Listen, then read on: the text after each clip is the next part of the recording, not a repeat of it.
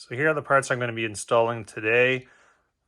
Valve cover gasket, new grommets, and grommets for the PVC valves, both the front and the back. I'm getting a little tired of all the oil seeping out of the top end of that 4.0. Figured I'd freshen it up and see how many of the leaks this resolves. I took some time and I actually degreased the engine. It was really disgusting. There was a lot of oil seeping out around the grommets on the top, hence why I want to change those. A lot of oil along the whole perimeter of the valve cover gasket, and everything below that was dirty, full of oil. So it's really hard to tell right now if it was just a combination of the valve cover leaking.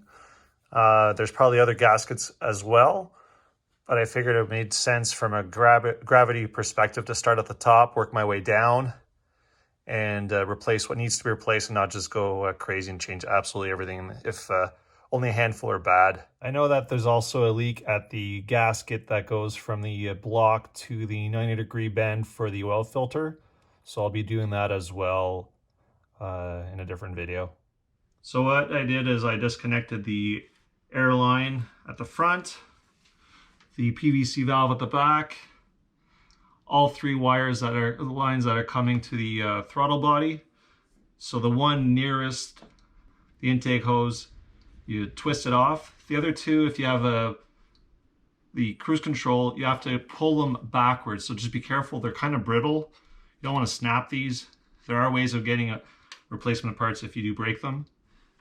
Then you disconnect the hoses, you pull them out of the way, and then it's taking all the bolts off for the valve cover. They're 11 millimeters.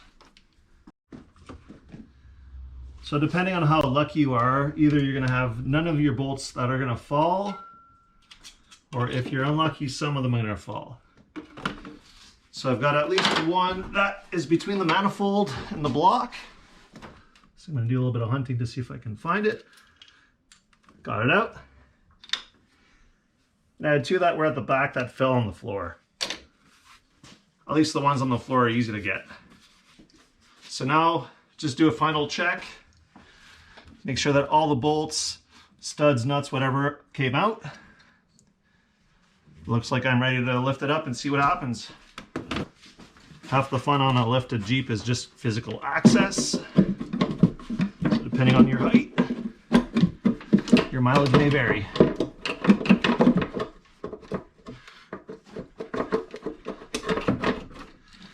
Getting there.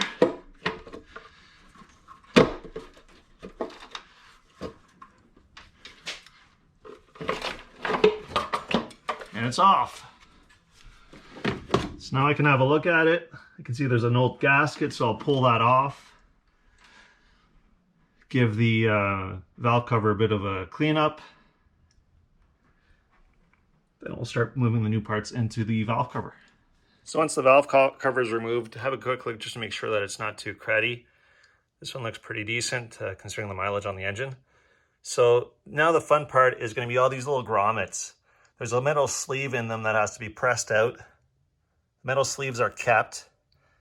New grommets are pushed in from the other side. And those little metal pieces get reinstalled. So what I'm going to do is I'm going to pull them all out. Clean up the edge as well as I can, both inside and outside of the valve cover. And then once that's removed, I'll flip it upside down on a piece of cardboard. Take care of the two grommets on the other side. So this part is relatively straightforward. You know, you can just push them in. Your little grommet part comes out. Then right after, you can push out the rubber grommet, which if they're anything like mine, they're gonna be super dried out and brittle. Repeat that all the way around.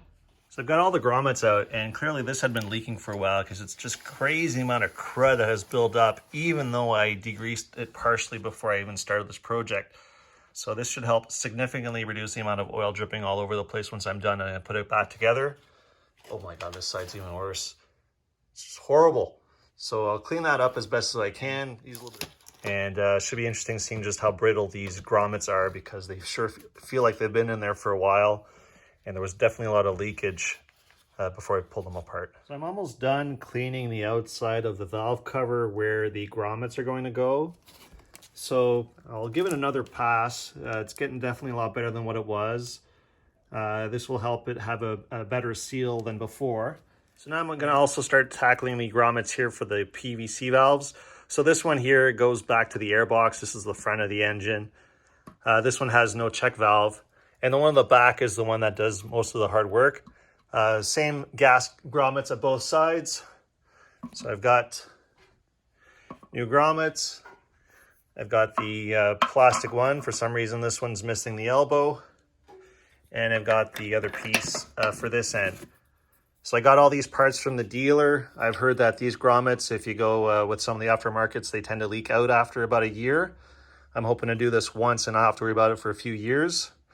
So I invested on the ones from Mopar. So I'm definitely getting owned by this part, you know, something that's relatively small lip at the end you'd think would come out a little bit easier. But clearly that grommet's super dry, so it's acting like a really good hook. So I may have to just break the whole thing out, just make sure that none of the plastic pieces get stuck in the valve cover system.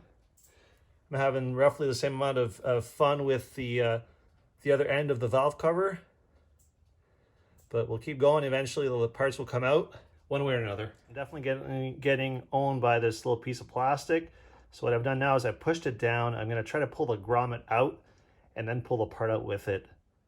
So hopefully that'll work, because right now it's getting annoying, frustrating, and all those other 4-letter words. So now I have it pushed in all the way.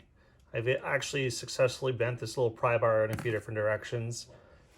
So what I'm going to do now that it's all the way in, I can see a little bit of gap here. I'm going to try to push the grommet inwards to see if it'll pop out. But the catch is these grommets have a fairly good lip, so it may be a challenge pulling it out. Success, I've got the grommet out. A little bit of prying. I just got to wiggle the other piece out of there, clean it, and start reassembly. So these rubber grommets, they now feel like plastic. And that was making it really difficult to pull the old parts out. So I literally had to bash them into pieces, push them into the valve cover, break them. Then I was able to pop out these grommets and then go fishing for the pieces. So it turned out that the part that was on the front of the vehicle that goes back to the airbox, there are all these little pieces that were still stuck in the tube. So what did I do? I got frustrated. I just gave the rubber hose a few smacks. That broke the piece that was inside of it, and it came out really easy. So once you install your valve cover gasket, it should look something like this. So the important part is when you're fishing in the valve cover, that your grommets stay in place, that they don't fall out, and that you just make sure that it's seating correctly all the way around. So you got to be careful for these brackets. There's a few plastic studs along the sides here. You don't want to get that caught. There's a big bolt in the back that holds something. So just want to make sure that the valve cover kind of slides underneath that hardware so it sits flush with the gasket, and that you're not forcing it to take shape incorrectly as you start torquing down the bolts.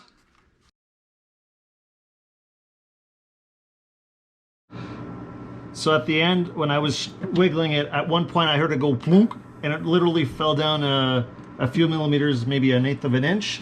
Now I can feel back here that the valve cover is sitting nice and flush with the gasket.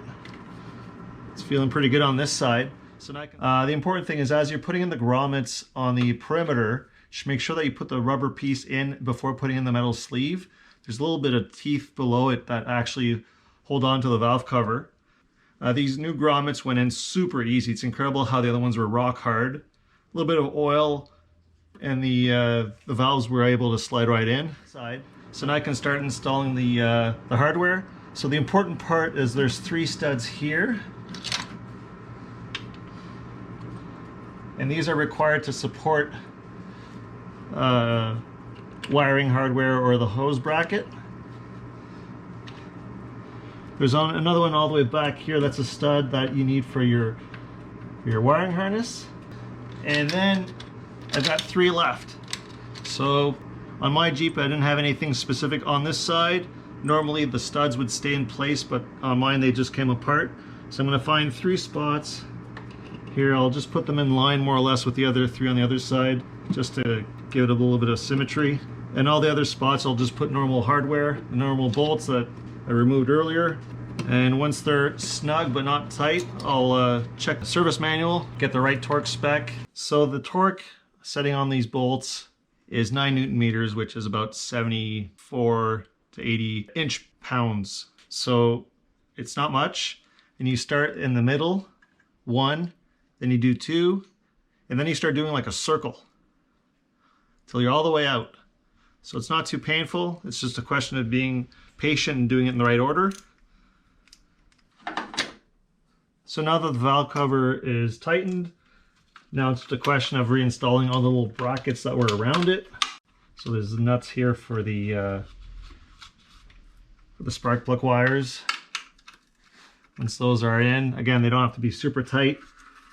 It was 9 Newton meters for the bolts on the valve cover, so roughly the same amount on these.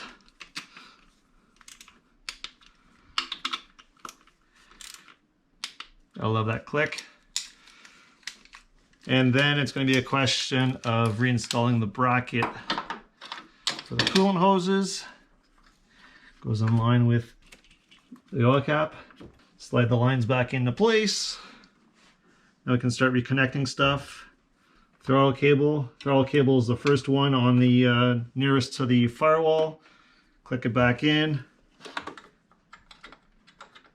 Latch is there. Then I can actually put it into the little grommet. I can also put the hose in for the PCV valve. Odds are you're going to have a straight section that goes back to this hose over here. Mine's changed over the years. The air inlet.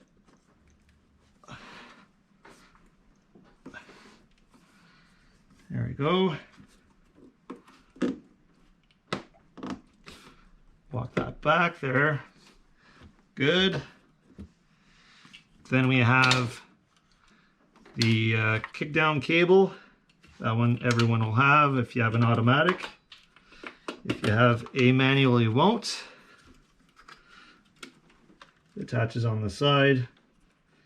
Just make sure that you pull the cable out, push it up to clip it, and not just break it. And if you have cruise control, this is where it goes. Flip it into place.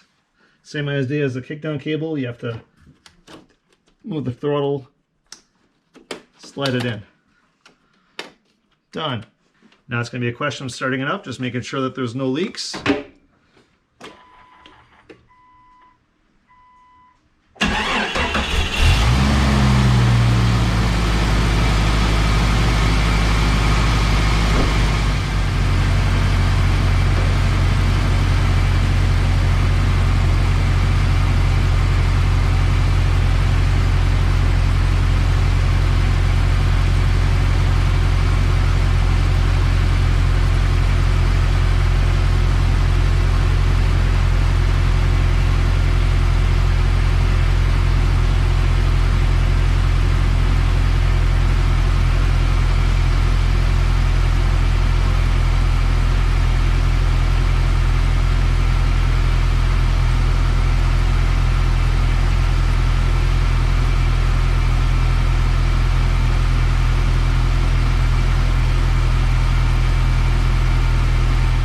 And on to the next project. Thanks for watching.